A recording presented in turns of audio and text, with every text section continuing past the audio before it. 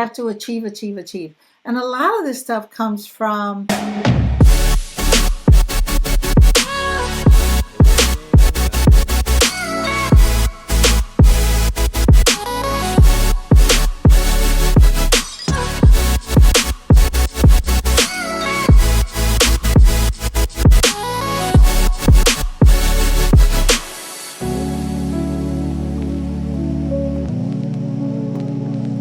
Welcome back to She Cultivates podcast, a space where we cultivate our best selves and community. My name is Elizabeth Savillon, and thank you for joining me on this week's episode. If you haven't already, make sure to subscribe to this podcast and leave a review, and I would love to hear your feedback of what you are loving. We are turning 5 years next month, and we are having a celebration for that, and I just love to hear your guys' feedback. We're doing a giveaway for those of you guys that have left a podcast review. And honestly, this has been such an amazing journey. And on this month, we are doing Mental Health Awareness Month. And to have on today is someone that is very common on the podcast that we love having, that she is a mentor, therapist, mental health advocate, and first time on She Cultivates podcast. So welcome, Maria Fernandez. How are you? I'm good. Thank you for having me. Thank you for being here virtually. And if you are someone that's listening, you can also watch the interview on YouTube. And so for this month that we were talking about mental health, Maria, I was talking with you about how a lot of the women in our community are, goal driven, that, they're high achieving, they're very independent, which is amazing, right? Like we strive to have these things and goals for ourselves. But when it comes to burnout, I feel like I hear that a lot, and when it comes to just how you just always feel like you have to go, like not resting. Can we talk a little bit about that? Like, does that have to do with mental health? Is that different? Is that just like hustle culture? Have you experienced that? All of the above. Yes. So I think we've all experienced situations in our lives where you continue to work and you don't realize how exhausted you are until you go from tired to burnout to depression. And we're not really taught, especially if you are an overachiever or high achiever, we're not really taught how to sit back and rest. As a matter of fact, we're validated for overachieving. That's when you get the gold stars. The more that you say that, it's like, wow, like it's such a busy season, all of that. Mm-hmm. And so for someone that maybe is like, okay, that's how I've been my whole life. Like when I thought about school, right, I always had to do really well. And then now as an adult, I have these goals and I feel like I'm hitting them, right? But I also feel like every time I achieve something, it never feels like it's enough. Like, is that also because of that mindset that you have around? Yeah, I think that there's something called schemas. We have life schemas. They're things that we sort of live by. And I don't know, when I hear stuff like that, we begin to over-identify with being needed. And when you start over-identifying with being needed, then there must be some kind of internal dialogue that says, I'm only worthy when I'm useful. I have to achieve. And a lot of this stuff comes from how you were raised, family of origin. Some of the success can really push you when maybe you didn't get validated as you were growing up by a particular parent, but you get that at work. And you're not going to give that up. So a lot of times it's, you have difficulty asking for help. You feel guilty if you rest. I know I struggle with that. Guilty if I rest. Or I know that you can go through periods where there's a lot of hyper productivity followed by emotional numbness. So you perform, and then you have this emotional numbness. You're really exhausted. But you are not being in tune with, this is what I'm really going on. This is what's really going on with me. Yeah. When I first started therapy with you, I remember that you would told me that like I have high functioning, like depression and anxiety. And I was like, what does that mean? And you're like, well, because you're still going. Like you do the things, you go to work, you do well, like you show up with your friends and everything, but it's like a underlying, like you kind of like keep pushing it down. What are signs that maybe people are missing when it's like maybe I am high functioning in my depression or in that burnout? Well, burnout is, I'm going to give you three of them. So I'm going to give you the difference between tired, burnout, and depression. So tired is temporary. You can go, you can sleep, you feel better. When you start getting to a place of burnout, we're talking about there's exhaustion that sort of, it doesn't go away with rest. You start to feel angry, cynical, or even that nothing I do can be enough. And you do a little bit of detaching. That's when you start to open the door for depression. That's when depression starts to set in. Then you start seeing a persistent sadness. You don't have pleasure in the things that you used to have pleasure in. You kind of feel hopelessness. And at that point, I always try to tell people, look, if you're already at burnout where you're exhausted all the time, you're resting, but it's like never enough, you need to go get some help because the next level is when depression starts to set in. And I think usually people get to that place and they miss those signs before because you're like, I just have to do what I have to do. Like things have to get done, and especially even in the culture, not only the culture that we live in, but I know like growing up, right? Like we talked about getting praised for working hard and especially being maybe like a first generation, someone that came through like seeing your parents work really hard. It's like you also feel like you're like, I have to work hard and like I have to prove and like do. And, that's, kind of my story. Like seeing my parents work hard, I feel like when I don't work as hard, I'm like, am I lazy? Like when I don't feel like I have something like going for me, then I'm like, okay, like is that good enough? So I've had to reframe that for myself, but I know that a lot of people maybe listening have felt that way, that they're like, I don't know how to like turn that off. And I wonder if, when we talk about fight, flight, or freeze, there's another one called fawning. And it's when, your limbic system is always in alert. Well, in the fawn mode, which is really interesting, you're overperforming to stay safe and to avoid conflict. So it's really you are in a state of overperforming because I got to make everybody happy, and you're surviving. You're not fine. You're just surviving, and we can be there for a really long time. Yeah. Last year when I talked on the podcast that I said that I went to a conference where they talked about like kind of feeling like you always have to perform or do.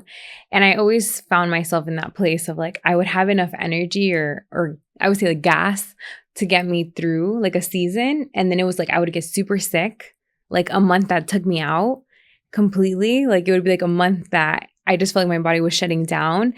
And that's what I feel like that burnout got to. Like it was like your body can only go so long before it starts talking to you, and then you're ignoring that, and then after time you're like, you get sick or you can't even do the things that you're supposed to do because we're not superhumans.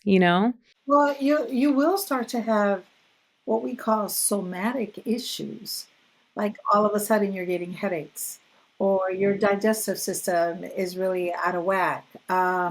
You're either gaining a lot of weight or losing a lot of weight because you're so exhausted. And most of the time, when you're really depressed, a lot of people, not everyone, but a lot of people will start to gain weight because you don't have enough energy and you're just eating carbs to try to self soothe, to try to feel better, and everything starts to go out of whack. So when someone might ask you like, okay, well, life is just overwhelming in the season. I have to do what I have to do, right? And I'm sure that you've talked to people that they're like, this is just how my life is. So it's like I always have to do, and like there's no break. What advice would you give to someone that's in that position? Like how can they start being in touch with themselves to avoid that place of full burnout, and then that will lead to depression? Well, first of all, the fact that your whole precept to life is that I have to perform, I have to perform.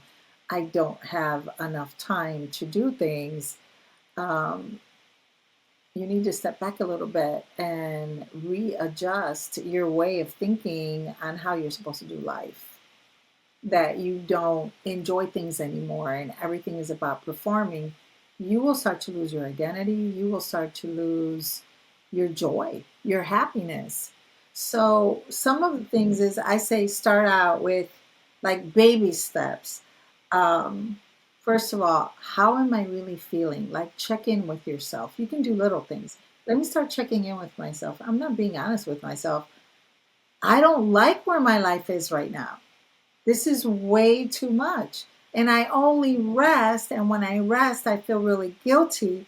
So I only rest when I absolutely have to. No, you need to begin to take little breaks throughout the day. So take your little coffee break and go sit somewhere and breathe. And part of your routine in your schedule should be this is my quiet time or my downtime. Like I'm going to start taking some time in the morning and some time in the afternoon, and let me start checking in with myself. The other thing is you may need to get some help, whether it's coaching or counseling, because you're going to need an overhaul. If this is the way you've been doing life, whether it's through my childhood and all of these years, you are addicted to this behavior. And you probably don't even see it, except that you're getting a lot of pats for all the amazing work that you do. You're the first one to get to the job, you're the last one to leave. And, you know, in a lot of corporate America, that's, oh my gosh, you're so committed. And what you're doing is you don't have a balanced life. You don't have any me time. So it's about doing that. It's about naming your wins daily. So take a deep breath and look at it and say, okay, these are the good things that happened today. What is the internal conversation that I'm having with myself? And starting and ending your day with some stillness. Some, okay, what's the chatter in my head? Let me sit down and let me calm this down so I can figure out what I'm thinking and how I'm feeling. That's why I have really tried to be consistent of like my phone time at night, like to have like a calmer night routine, because it's like you're going all day, like there's so many noises, there's so many things that you have to do. So like to unwind yourself, which I've done it before, I would just like continue scrolling or like watch something to like kind of numb out. That's really what it is, like because you're so overwhelmed. But something that I've been practicing is either like brain dumps at night, like my devotional time, or just to like journal or to do nothing. Like it's like I am just gonna just process my day or like have some like quiet time, because then that helps you kind of just unwind like your system. And like if you're, especially if you're stressed or overwhelmed, then it's like that like helps you calm down. And that has helped me, because I think that I was never taught on like how to navigate my own stress with myself, and that's something that as an adult you kind of realize, like what is what you need. Like you have to check in with yourself, like when I feel like this, how do I cope with that in a healthy way without like numbing or just completely disconnecting, like how you said, which a lot of people do. Mm-hmm. Well, it's also, as we continue to mature emotionally, it's also about starting to learn to be in tune with yourself. But sometimes, like, we don't know what we don't know. We just keep going and going and going until we hit a wall.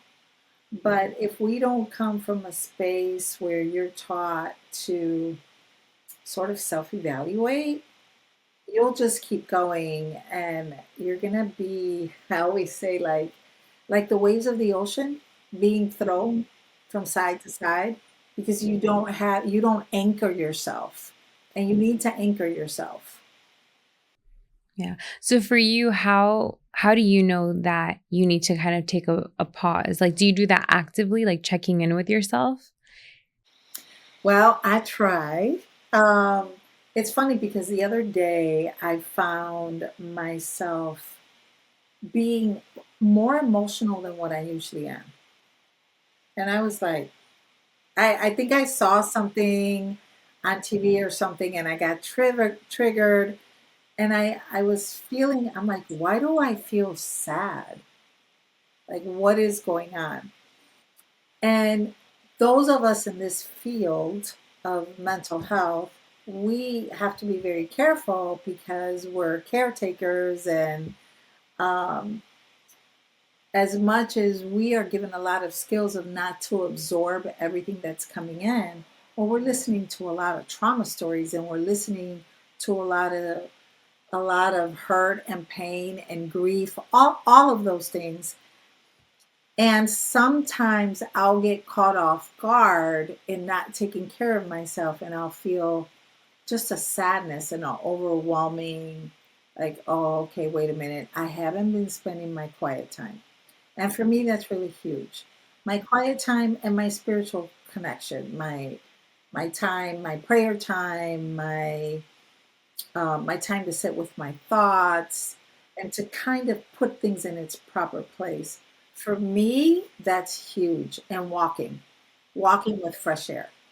Now, there's some trauma techniques called EMDR and so forth, and it's with your eyes and moving back and forth. So one of the things I try to do when I'm walking is I look right to left. I go back and forth and I look at nature, and I try to sort of clear out those things in me that are causing me a lot of stress. And those are just, some of the ways. Sometimes I'm just sitting with a cup of coffee and breathing and looking at nature. It's not that complicated. It's we complicated. Yeah. Because we're like, we don't have time for that. Like, there's no time for us to like have that when it's not true. It's like those are little moments that might help you even be like, once you're in tune with yourself, then you can also maybe start that creative project, like actually be present in those spaces, have that certain conversations, because you're lowering your, is it window of tolerance, like when you're kind of in that heightened state where it's like you can't really think as much. So it's like you doing that can help you be better, and so Yeah, I mean, you've activated your, you know, your flight, fight, or fear. Your whole central nervous system is on high alert.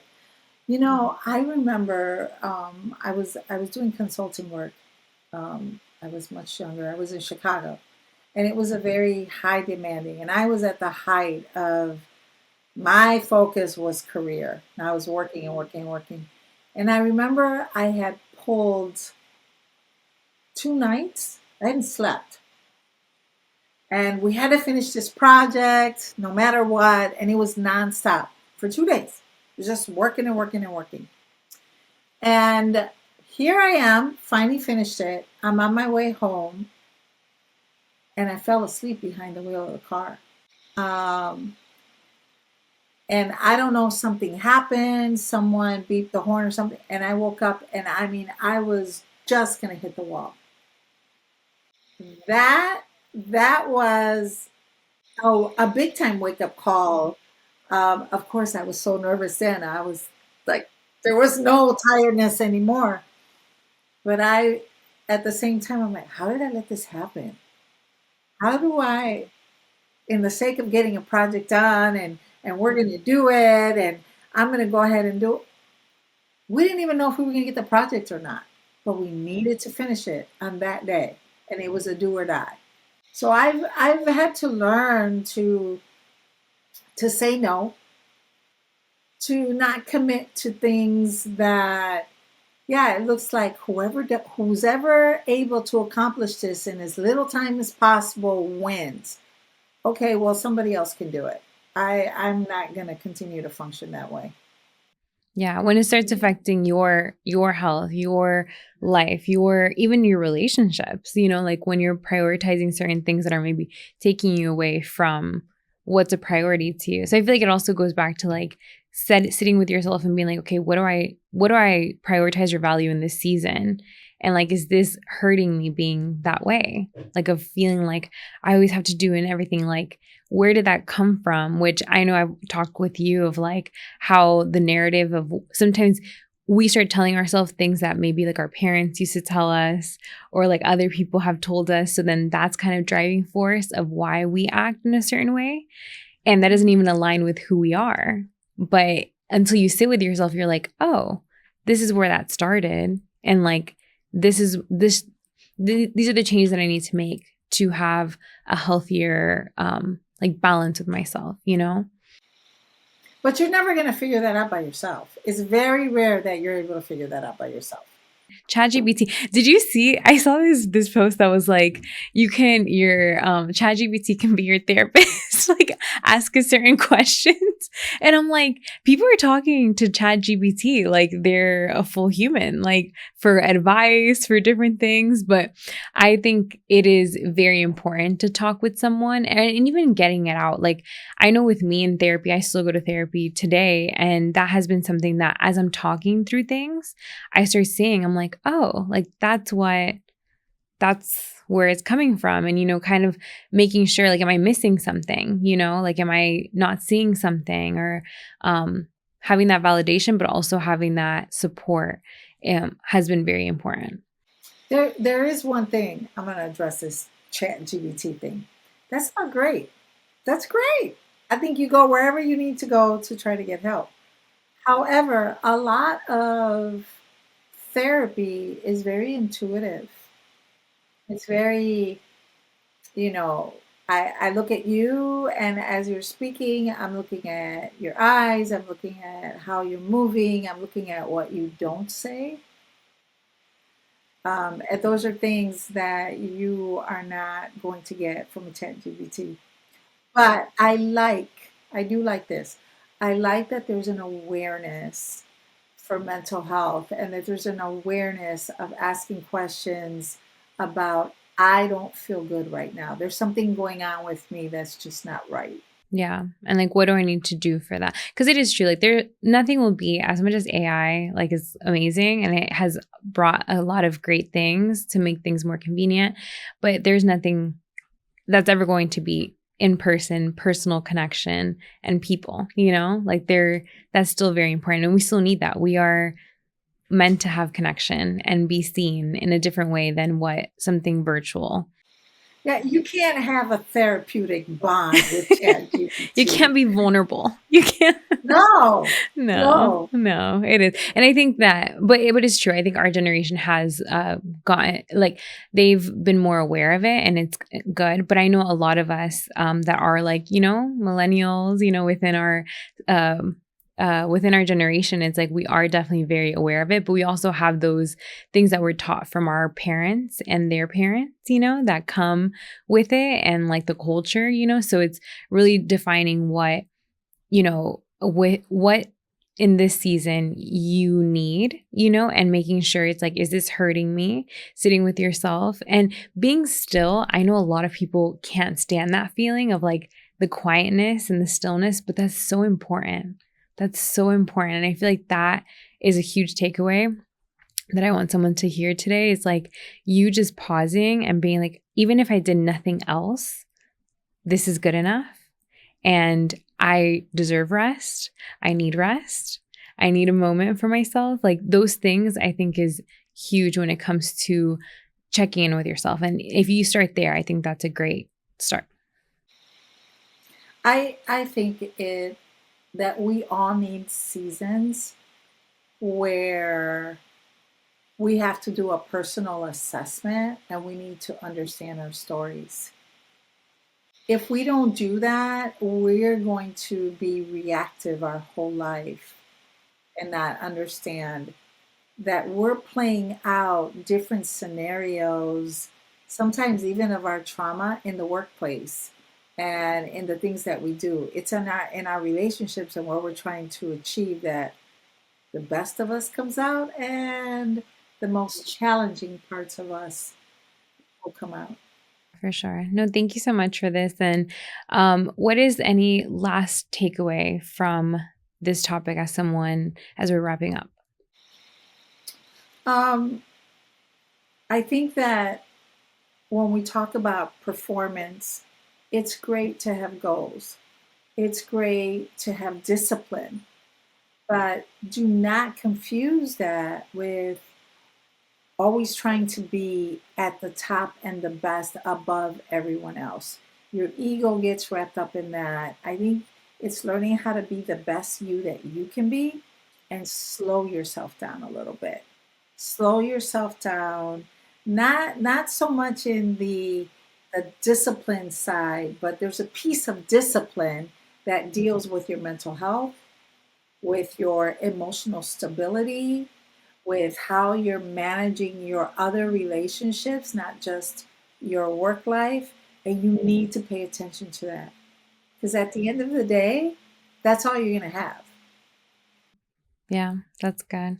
I know in different seasons of my life when I was really struggling with my mental health, like I was in on going on the trips, I was doing the career thing, and I was being exposed to so many things, but I always look back and I'm like, I feel like I wasn't there. Like I was not fully taking it all in because I was just on that go, go, go. Like, all right, the next thing. Okay, I'm here. Like, okay, now the next thing. And like, I look back pictures and I'm so glad that I took them, but it's like I had those moments, but because I was very disconnected from myself, it I couldn't just celebrate those wins, the same. And so I think it's important to be able to pause and to be able to be like, okay, like I've Enjoy the journey. enjoy the journey. Yes. Enjoy the journey. So I know that a lot of the women listening today are someone that, has these amazing goals. And I'm glad that you said that. It's great to have those goals and to be disciplined and to be consistent and to work hard. Like those are things that no one can take away from you. Like those are amazing qualities.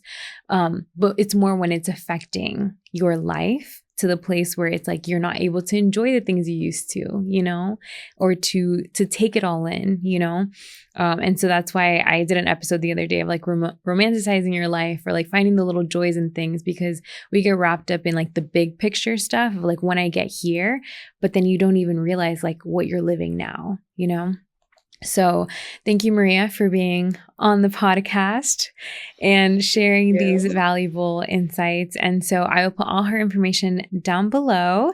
Are you taking clients right now, or are you? I'm taking clients. I'm about 2 weeks out for available appointments, but yes, and I do virtual, but my main office is over here in Horse Country, Ocala. Love it. Love it. I need to go visit you soon on that Yes. side of town. But no, thank you so much, Maria. And thank you guys for tuning into this week's podcast episode. If you got something out of this episode, make sure to share it with a friend. Maybe just sit with yourself this week and kind of think about like, do I find myself in any of those situations right now? Or maybe you know someone that you've had a conversation about this. So make sure to share this with them.